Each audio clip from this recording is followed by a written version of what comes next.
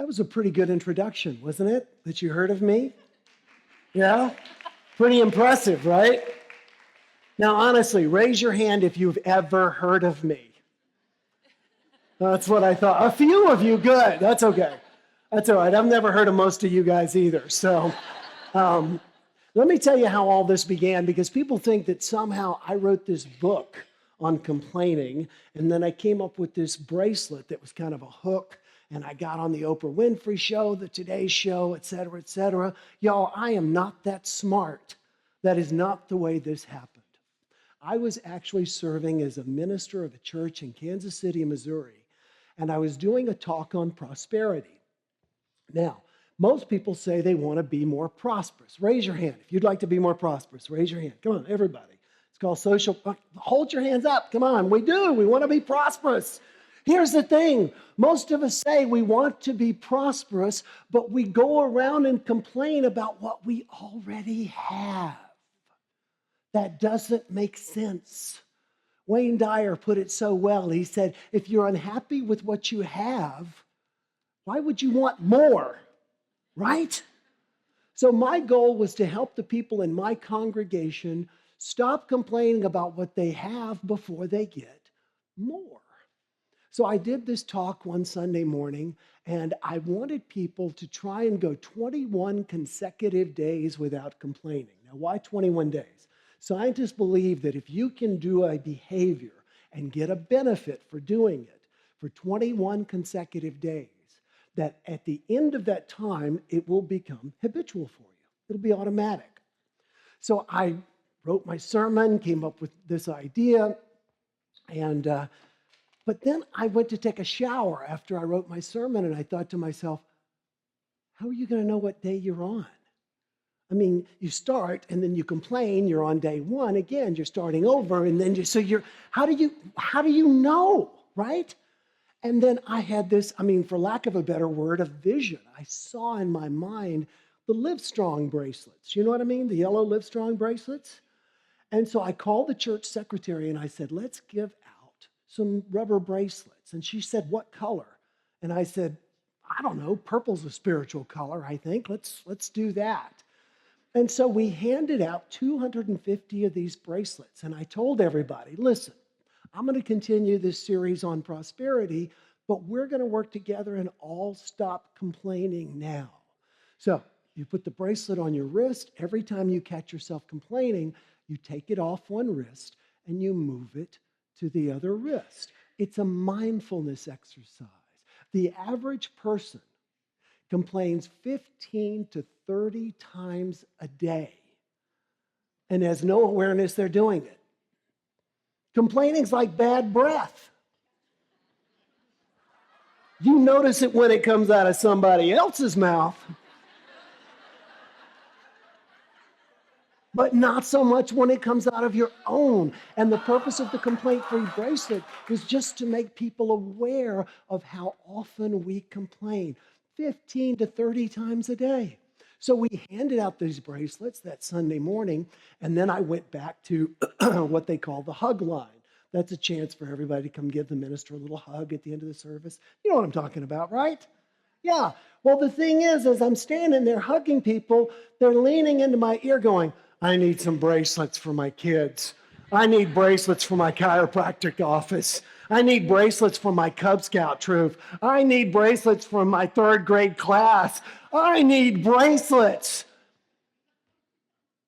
Within 20 minutes, we had gone through an additional 250. We handed out 250. Within 20 minutes, 250. Within 10 days, we had requests for, you ready for this? 9,000 bracelets. People were just calling our church wanting bracelets. I went into one morning and the secretary had her head on the desk. And I said, what's the matter? And she said, we are not in the bracelet business. And so we split everything off into a nonprofit. And as you heard, so far we have sent out 11 million bracelets to over 106 countries. We've been doing it for over 10 years. We still send out no less than 100,000 every single year. half of them go to countries I have never heard of. I have been fortunate enough to travel around the world and speak on this topic. By the way, I never set out to be the world authority on complaining. I wanted to play the drums for Kiss, okay? And yet here I am.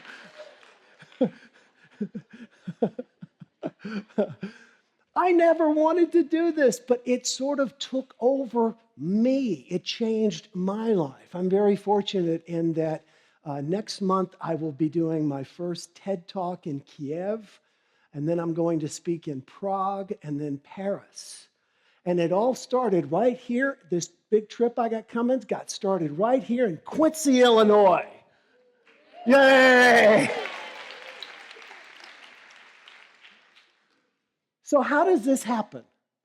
I mean, that was the thing I tried to understand, because for the last 10 years, I still do probably an interview a week. The #1 podcaster in Tokyo flew to interview me last week.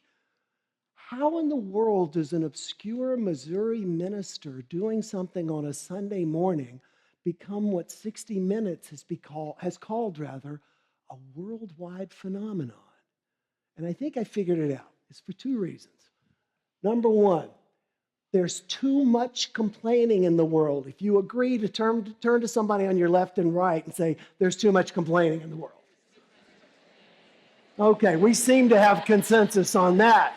Number two, the world isn't the way we would like it. If you agree, turn to somebody on your left or right and say, the world's not the way we would like it. All right, this is what has driven the explosion of the complaint-free movement, because the two are correlated. This is what we're missing. This is the key point. We are complaining about, focusing on, giving our attention to, exhuming, bringing up, and just giving so much focus on what is wrong. We are perpetuating what is wrong. We just keep living out what is wrong. It's so funny because when I handed out these bracelets and everything, my life was going to go on in other directions. I didn't plan to start doing this, but then people started writing me and asking me questions like, what is a complaint? If I do this and complain, and I complain, is it still a complaint? Can I talk to my therapist? That was one that people used to ask a lot. So I started doing all of this research, and for more than a decade, I have read every book. I found 12 on complaining. I've written 2 of them. I'm mentioned in 4, so I think that makes me the expert. But here's what I've discovered. Complaining is not what we tend to think it is. The dictionary defines complain as this: to what? Express grief, pain, or discontent, right? To express it. So by its very nature, a complaint must be what? I heard it. Say it loud. Spoken. It must be spoken. So many times people will put on the complaint-free bracelet and they'll say, you know what I'm going to do? I'm going to switch my bracelet with every negative thought. Yeah. And I always think, good luck with that. We think on average 60,000 thoughts a day. Most of them are negative. You would be just like this, back and forth, back and forth. Let me give you my definition of the word complaint.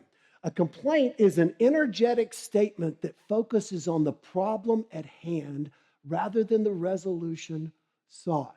It's an energetic statement. That's very important. You could say something and it be a complaint, or you could say something and it not be a complaint. Let me give you an example.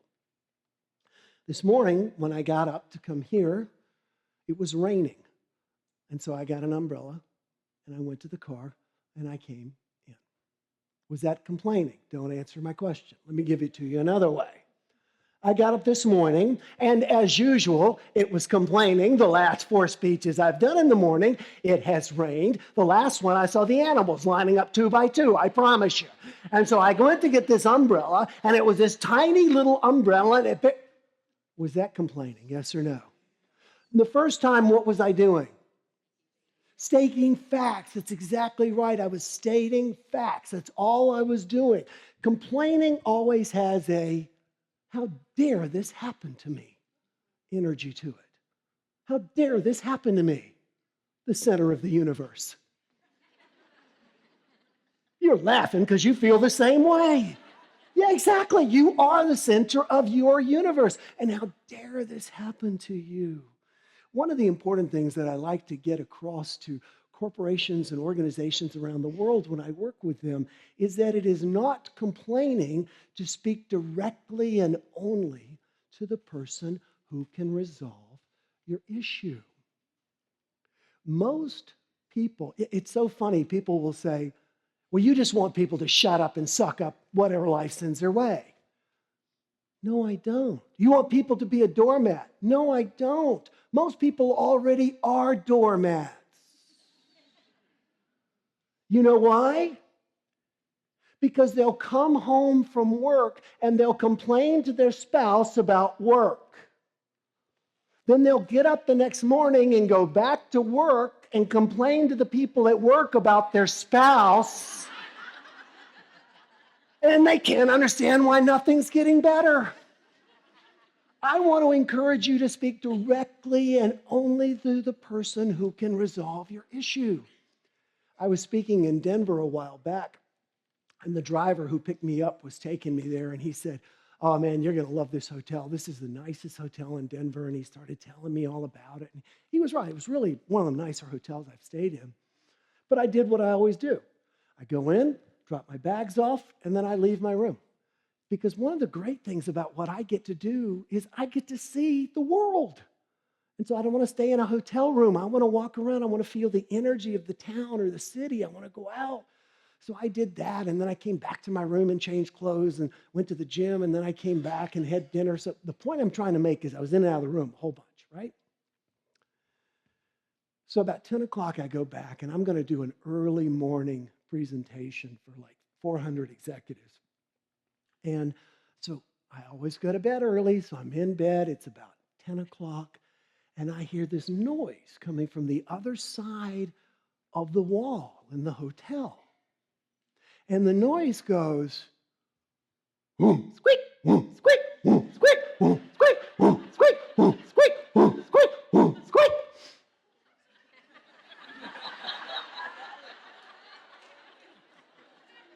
It's not what you're thinking. For goodness sake, shame on you guys. No. I was on the 5th floor of the hotel, and there was a building that abutted ours right next to it, or joined it, and it had a big fan on top, and the fan had a rusty spot. So it would spin around, and it would go, squeak, squeak.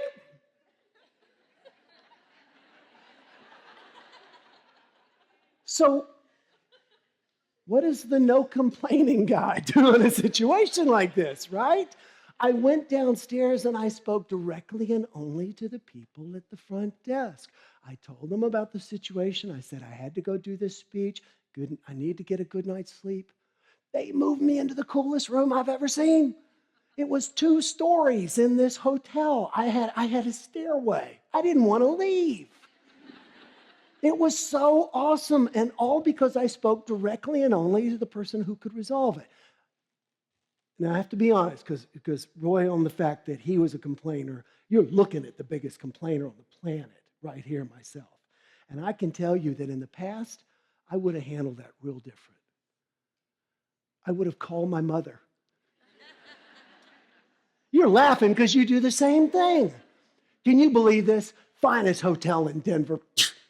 I'll show them. I'll stay in the room. And that's what we do. We stay in relationships, we stay in jobs, we stay in situations, we stay in all kinds of things that we're not happy with, that we complain about all the time, and yet we don't speak to the person who can change it.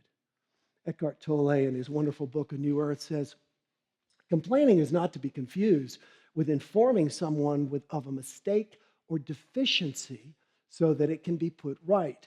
And to refrain from complaining doesn't necessarily mean putting up with bad quality or behavior. There is no ego in telling the waiter your soup is cold and needs to be heated up if you stick to the facts, which are always, facts are always neutral. How dare you serve me cold soup? That's complaining. Now, I'm originally from Columbia, South Carolina. And growing up in the South, as I did, you are taught that the most important thing for a Southerner is to be hospitable. There is nothing more important than being hospitable to everybody. My mother used to tell me that. And so I would watch my mother, and I realized that it is possible to be hospitable to everybody. Just don't tell anybody the truth. There you go. I can't tell you, every Sunday we would go to church, and then we would go out to lunch, and invariably the waiter would come over and look at my mom, and the waiter would say, "How's your meal?" And my mom always said the same thing. It's just fine. It's just fine. And as soon as the waiter would walk away, my mother would look at me and say, "I ordered my tea sweet. This is unsweet." I remember one time she said, "I ordered my steak medium. This about burnt." It's okay to laugh. And I said, "Mom, do you see a waiter outfit on me? Who should she be talking to?" The waiter. Now, my big question, who should you be talking to instead of whom you're complaining to? Who can you speak directly and only to that's going to resolve the situation? That's what we need to strive to do. We need to stop being victims. We need to stop complaining to people who can't do anything. We need to learn to have those difficult conversations, to ask for what we want, to give feedback. That is not complaining. So, what's wrong with complaining? This is one of the questions people have asked me over the years because, well, that's not how they ask it. They usually ask it this way. What's wrong with complaining? Because I like doing it. Number one, complaining is a competitive sport. I have realized that when you get two people together and one person complains, the next person will try and out-complain that person every single time. This is why complaining will spread through your teacher's lounge, will spread through your business. It just spreads. If you've got somebody who comes in and they're walking, just got a little bit of a limp, and so you say, "What's the matter?" "Oh, gosh, honestly, I got up in the middle of the night to go to the restroom and I stubbed my toe. I think it's broken. The nails turned black." Now, when you say that, somebody else is going to go, "I got up to go to the restroom in the middle of the night a while back, and I hit my toe and ended up spraining my ankle. I was on crutches for 6 weeks." Somebody hears that and says, "I have an uncle. Got up in the middle of the night, went to go to the restroom, stubbed his toe, fell down, hit his head, and died."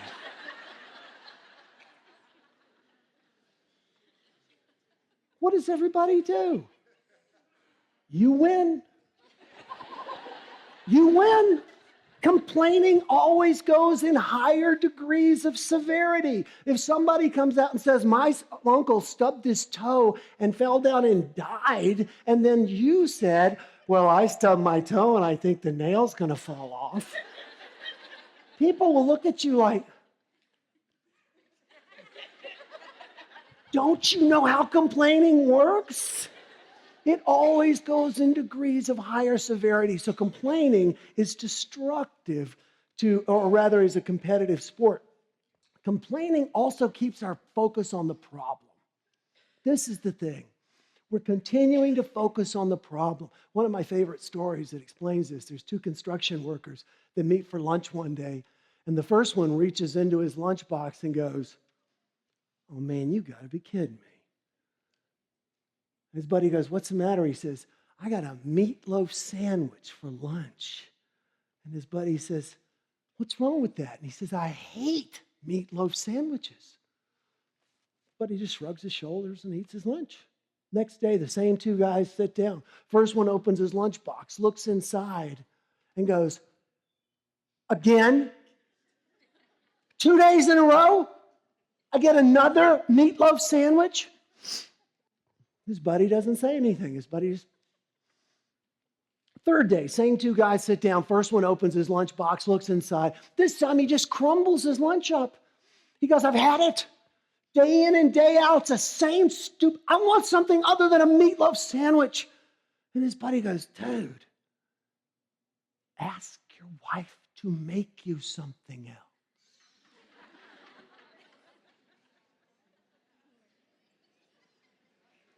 And the first guy goes, I make my own lunch.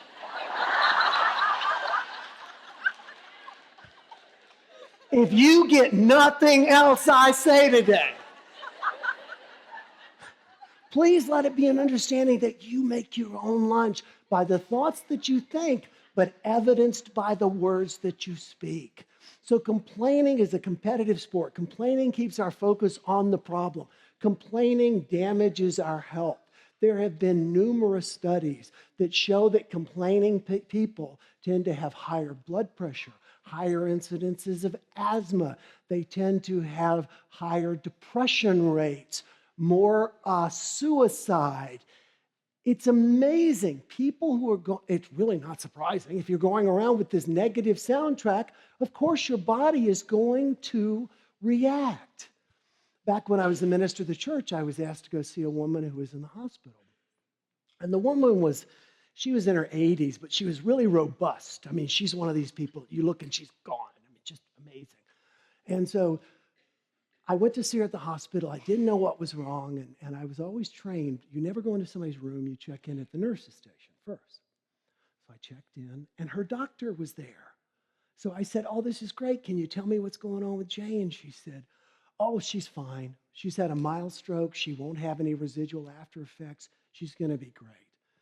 And I said, oh, this will be easy. So I knocked on the door, and I hear this voice coming from the other side, and the voice goes, who is it? I'm like, Jane, it's Will. Can I come in? She goes, oh, thank God you're here. I'm dying. I said, you're what? She said, I'm dying. About that time, her doctor walked in. I said, would you please tell her what you just told me?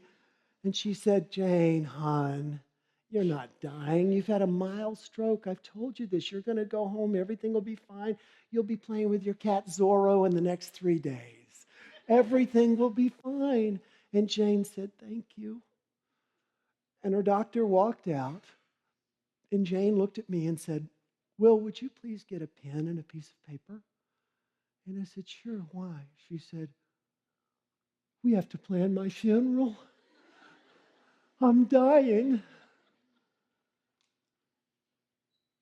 And 10 days later, I officiated at Jane's funeral. Our bodies and our minds are connected.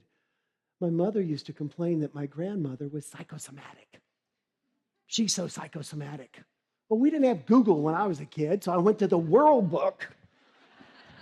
Took me forever to figure out it started with a P. I looked it up, and I thought it was going to say a neurotic sick person. You know what it said? Psyche, soma, mind, body. Have you ever been in physical pain such that it was difficult for you to be in a good mood? Please raise your hand if that is true and hold them up. Everybody look around. It is true for all of us. Thank you. Our minds and our bodies are connected. If we're going around complaining, our bodies are going to respond. Complaining is also destructive to relationships. Complaining destroys relationships. In 1911, Louis Terman tried to figure out what the cause was that some marriages failed and other marriages didn't. So he interviewed doctors, he interviewed ministers, other psychiatrists, And they found out that there's one common cause in marriages that don't succeed. Anybody want to guess what it is? Complaining. You don't believe me? Try and have a divorce without complaining. You can't do it. Complaining to the other person lowers the energy in the relationship. So often people feel like they want to come home after having fought the good fight at work, and then they'll have a glass of wine or whatever, and then they'll tell their spouse about all their problems, and the spouse will just pet their arm and say, "There, there." You see, here's the problem, y'all. We all want to be married to Winnie the Pooh, but we're Eeyore, and that doesn't work.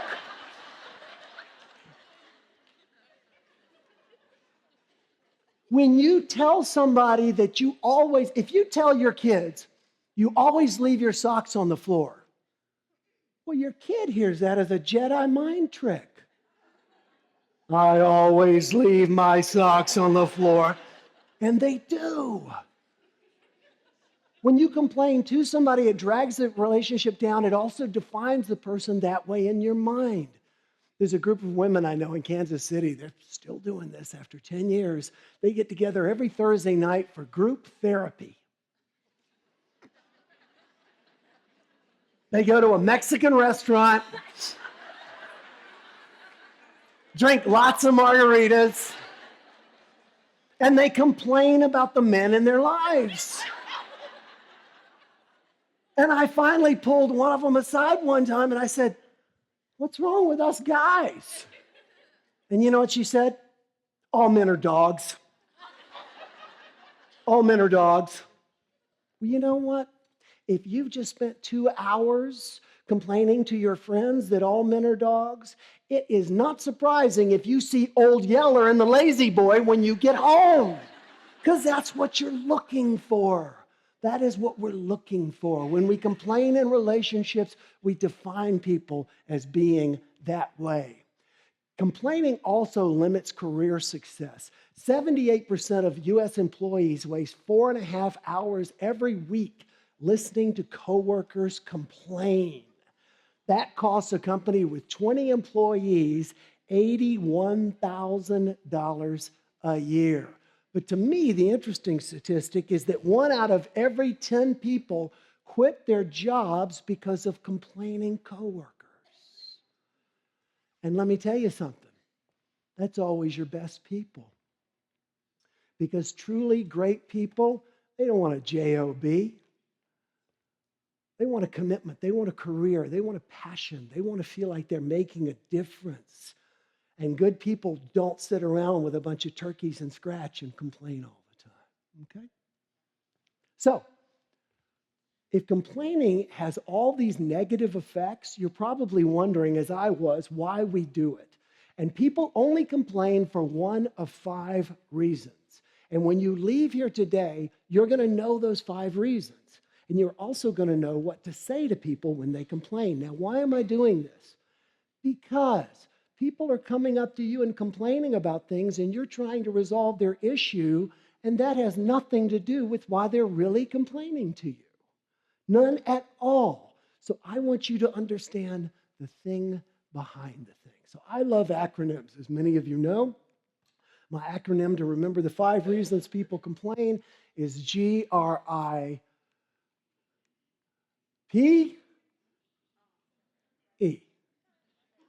So because I want you to know this, and by the way, I really should have, this is something I should have said at the very beginning, and I'm sorry. This is like a disclaimer, and I should have said this, and that is that just by hearing me speak today, you're going to notice complaints like you never noticed. I mean, they were always there, but now you're really going to notice them? You're welcome. So I want you to know these, so I'm going to ask you repeatedly to tell me what they stand for. What does the G in GRIPE stand for? Get attention. Getting attention is a basic human need. It is not a want. It is not a desire. It is what lets us know that we are okay in the eyes of our children, our spouse, our students, our bosses. We need to get attention. It is a burning thing inside of people. I don't know how many of you saw it, but there was a TV show on a while back called Breaking Amish. Anybody see that? You know what I'm talking about? It was kind of cool. I wanted to watch it because I wrote a book and I interviewed on happiness, and I interviewed a very happy man who happens to be Amish. Well, in this particular TV show, a group of Amish students, a group of young Amish people, were asked, would you like to leave and maybe go see New York and see what the rest of the world looks like? And a handful of them said, yeah, we'd like to do that. And when they announced that they wanted to do that, everybody else said to them that the people would do something to them. Anybody who saw the show, what's the word? I heard it. I love it. I've told this story thousands of times and people always know it. Shunned. You're going to be shunned. Ooh. Shunned. Think about that. You're going to have the back turned on you by people who supposedly love you, care for you, are your primary source. Think about how damaging that is, that we need this attention, that getting attention is so important from other people. This is not only the first reason people complain, it is the number one reason people complain. People just simply want to get your attention and they can't figure out a way to do it. I've noticed this on elevators. You probably have too. We get on an elevator and we're by ourselves and we're fine, you know. We're totally cool. We're standing on the elevator doing whatever, looking at our phones, whatever. Somebody else gets on and then it's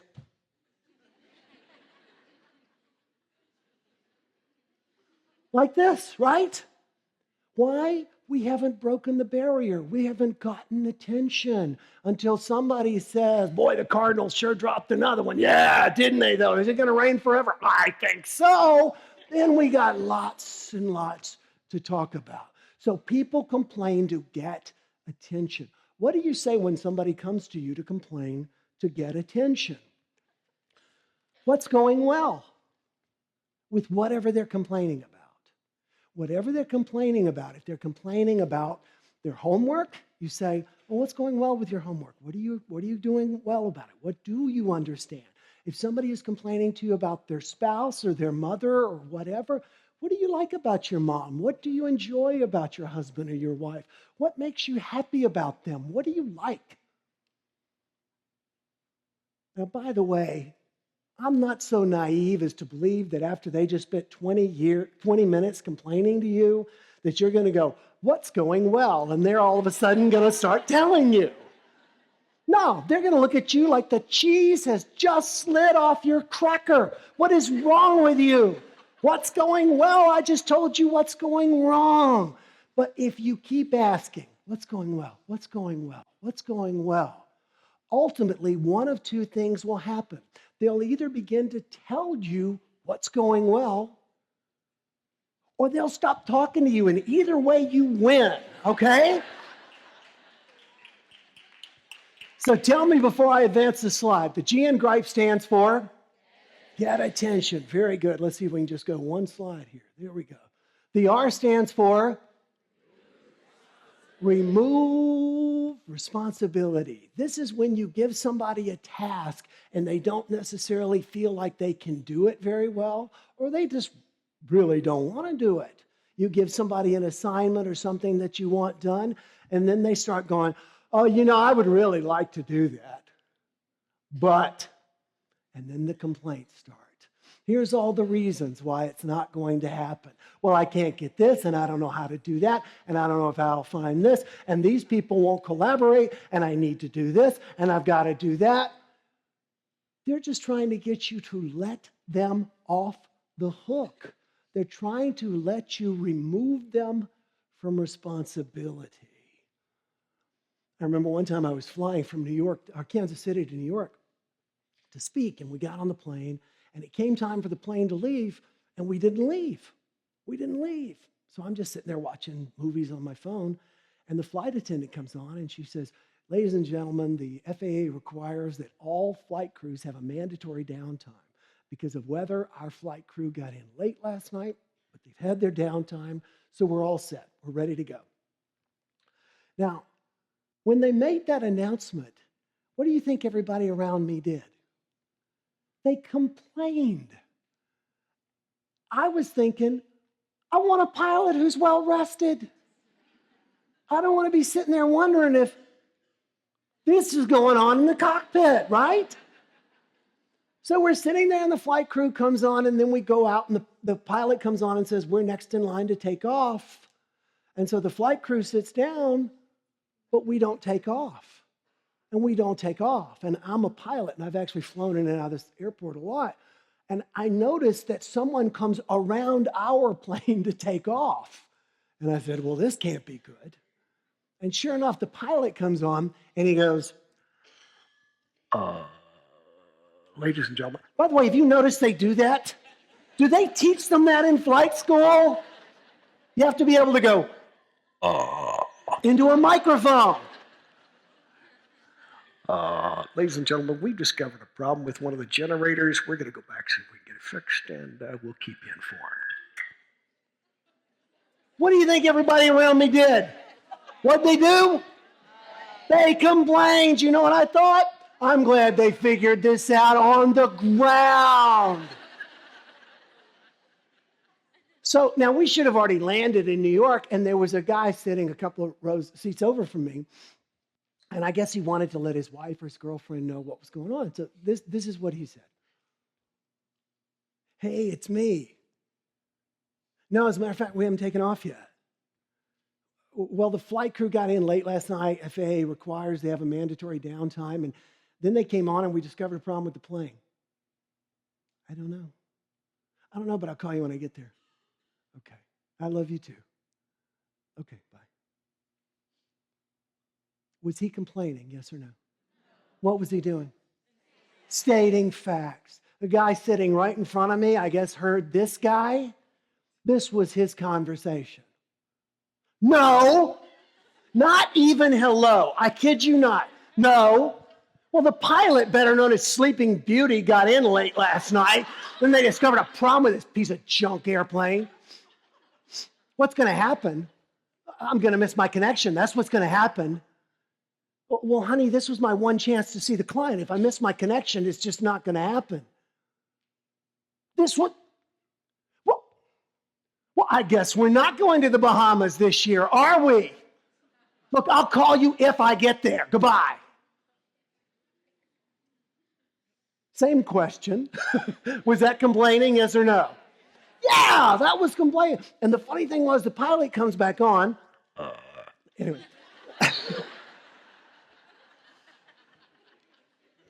The pilot comes back on and he goes, ladies and gentlemen, we've got good news. He says, not only have we got everything fixed, but I've been on the two-way communication with the ground crew. We've managed to get connecting. This is a huge flight, over 200 people. He said, we've gotten connecting flights for everybody on board, except 2 people. And he calls out the names, and the guy in front of me grabs his rollerboard and storms off the plane, and I go, you make your own lunch. People complain to remove themselves from responsibility. I don't think this dude wanted to take his wife to the Bahamas. That's why he was doing this. People complain to remove themselves from responsibility. So what do you do when somebody's trying to wiggle off the hook by complaining? You want to put them right back on. So you ask them this question. Let me hear you say it. Exactly. If it were possible, what you've done is you've taken it from the practical and moved it to the theoretical. Instead of giving them a task to do, you've given them a fanciful idea. Is this something, if it were possible, how might you do it? If you try this, it's amazing. You'll sometimes have to say it 2 or 3 times. Oh no, I get that it's a challenge. Oh no, I get that you got to do that. But if it were possible, how much you do it? If it were possible, how much you do it? If you keep doing that, people will switch and they'll begin to find solutions instead of giving you their problems. Okay?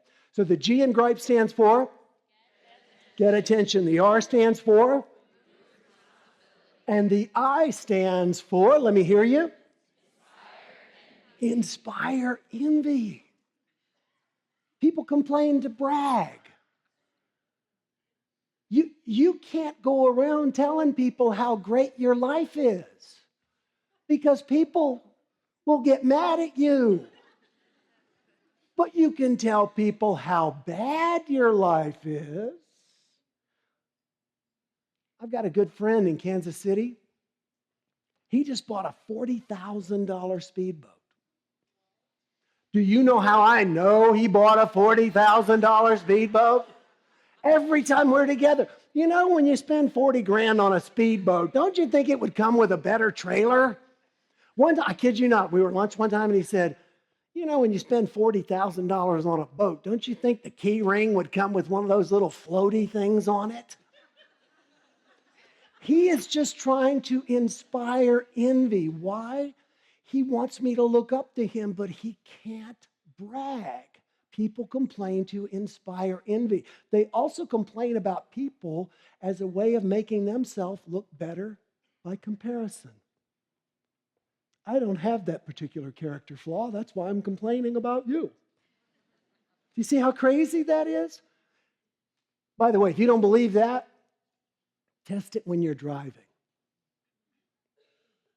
You don't complain about people who drive like you.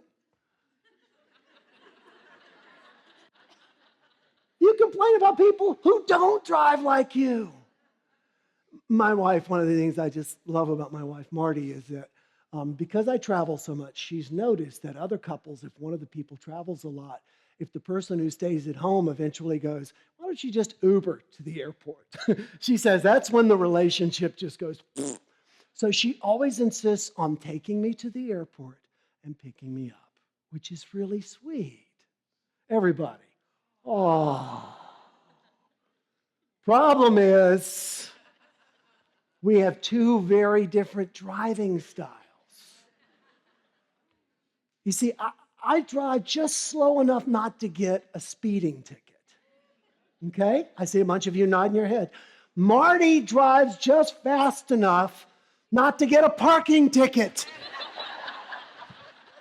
She was taking me to the airport, and I was thinking, would you please speed up? Gum wrappers are passing us.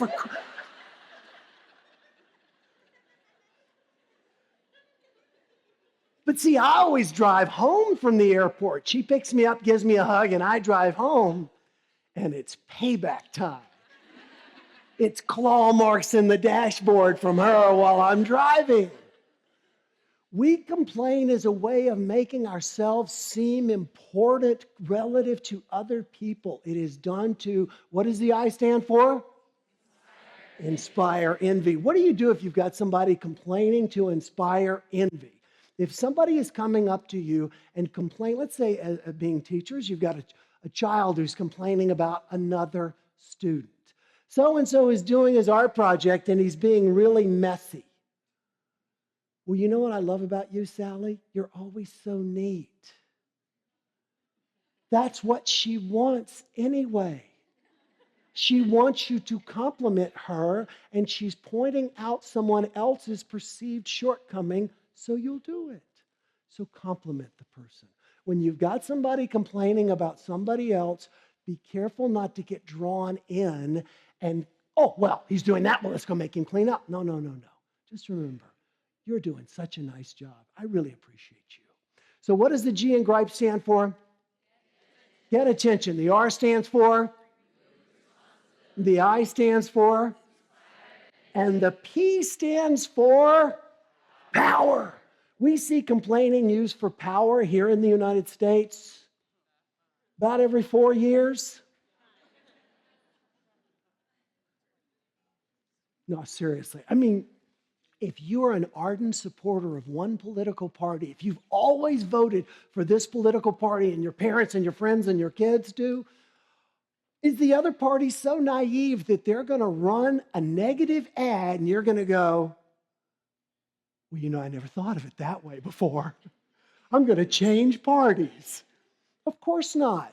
What they're trying to do through negative campaigning is to disgust you so much with your own party that you don't vote. And they move one step closer to the White I was speaking in Washington, D.C., and I got off the plane. This was a few years ago. And I didn't have a driver. I took a super shuttle, which is a van that goes from hotel to hotel to hotel. So you might be sitting on the van for a little bit, but it's a nice little way to go. So I got off, got my bags, took them out to the driver, handed them to the driver. He puts the bags in the back of the van. He pulls open the door for me to get in. I go to climb in, and there's one problem. There's only one seat left on the van, and it's right next to a guy who is wearing a 3/4 length wool coat, matrix style, buttoned up to the neck. Now, that wouldn't seem so strange, except it was 90 degrees. He also had on wool gloves that went up to his elbows, and not one, but 2 ski masks. His face looked like a double matted picture frame. Now, I had just left the airport where they told me the terrorist threat level was at orange. And now I'm supposed to get in the van next to the terrorist poster child. And to make matters worse, the dude keeps looking at me going, "What time is it?"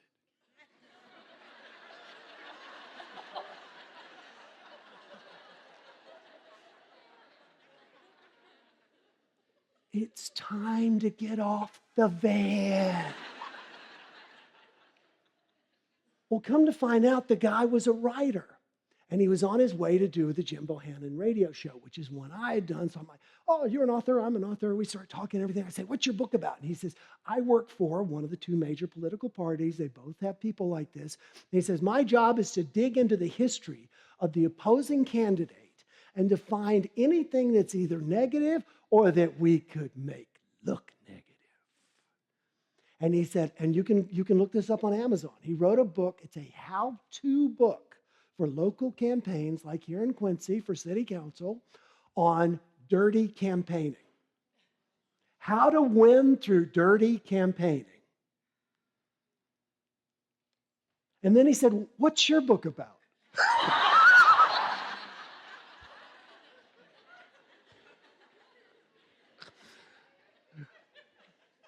We didn't have a lot to talk about after I told him. But now, mind you, I'm looking at an upended clothes hamper with eyes, okay? I cannot see this guy.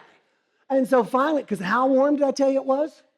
90 degrees. I said, "Man, aren't you hot?" He says, "I am dying." I said, "Why are you dressed like this?" At first, I thought he was a celebrity, trying to go incognito.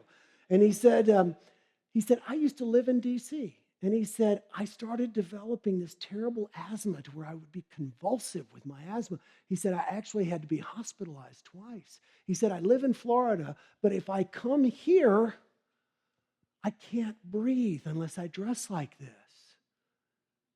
And you know what I thought? Your job is to foul the airwaves, and you can't breathe. Buddy, you make your own lunch. You make your own lunch. People complain at work for power. They complain in families for power. I was one of 3 boys growing up. We all ended up with the same hairstyle. When we get together, it's like the Blue Man Group on vacation. Do you know I'm talking about, the Blue Man Group? Do you know why there are 3 blue men and not 4 or 2? Because 3 is the perfect number for one person to always feel left out. I read an interview with the founders. They said that was so perfect, and then one person always feels awkward. And being a little, one of 3 boys, I was the middle kid. I was that one. I would go to my mom and I would say, "Mom, Chuck and Dave won't play with me." And my mom would always say the same thing. She'd say, "Honey, I love you all, but I'm Switzerland." Back to the World Book. Switzerland, a neutral country. And that is the solution. When someone is complaining to you to try and get your power, that means to get you on their side in opposition of someone else, don't take the bait. Even if it's school kids, make them work it out. Here's your response. Please read this out loud. Sounds to me like the two of you have a lot to talk about. Yeah, but sounds to me like the two of you have a lot to talk about. But you don't understand. Sounds to me like the two. Would you like me to arrange a meeting? Don't take on their stuff. They're trying to get your power. So tell me, what does the G in GRIPE stand for? Get attention. The R stands for? The I stands for? The P stands for? And the E stands for? By the way, I didn't see a single one of you read those, and that is so cool. You really know this. Congratulations. Excuse poor performance. Excuse poor performance is the past tense of remove responsibility. In remove responsibility, you give somebody a task, they don't want to do it, they want to be left off the hook, so they're going to come up with all the excuses. In excuse poor performance, they've already done it and they've blown it. But they don't want to tell you that it was their fault. They want to blame it on everything else. You know, it was raining yesterday, and Mars is in retrograde, and my cat is sick, and you know what I mean? It doesn't matter how logical it is. They'll just bury you with they'll give you rational lies. They will try and rationalize why they should not be held accountable. And I love the word rationalize. It breaks down to what? Rational? What's the word? Lies. Lies. They're just trying to get off the hook, okay? So what do you do if you've got somebody who's trying to excuse their poor performance? What's our question? How do you plan to improve next time? Now, why do you do that? What most of us tend to do is when somebody messes something up, we'll say something very helpful like, well, why didn't you think of that? Why didn't you take that into account? Why didn't you plan for that? And then the person does nothing but defend themselves because this is a past action.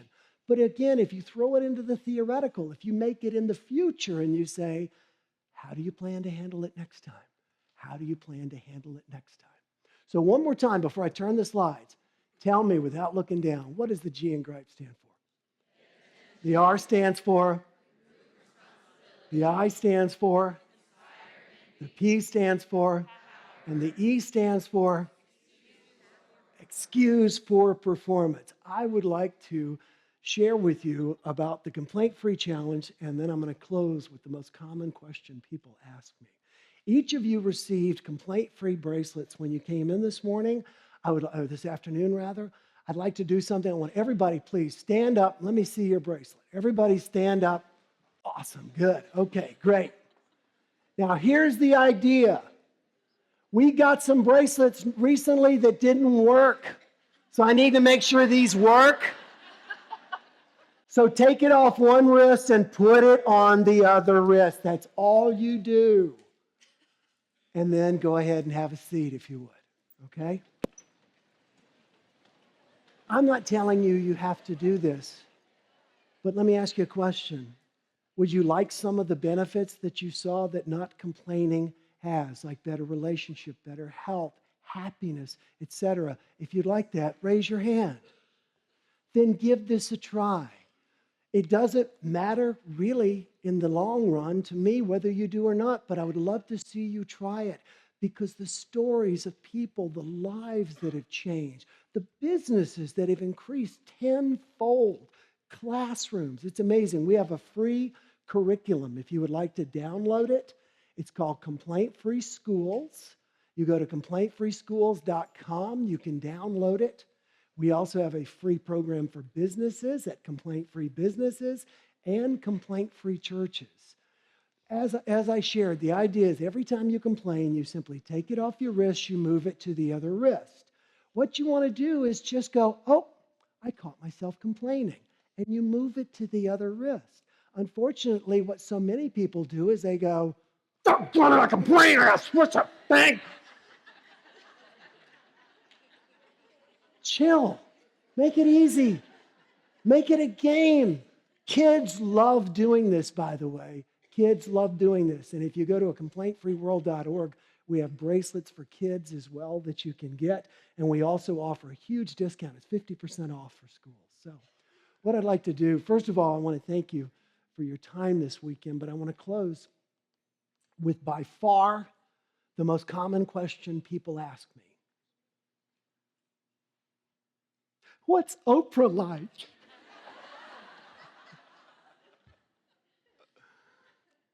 She's the same on camera as she is off. She's fun, she's funny, she's just a really cool person in my experience with her. It was really great.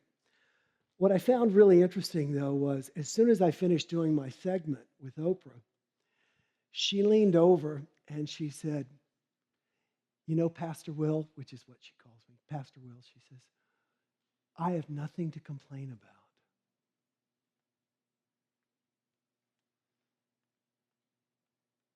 And I thought, of course not, you're Oprah Winfrey, for goodness sake. What are you going to complain about? You're one of the wealthiest, most powerful people on the planet. And I guess my poker face wasn't working very well because I went,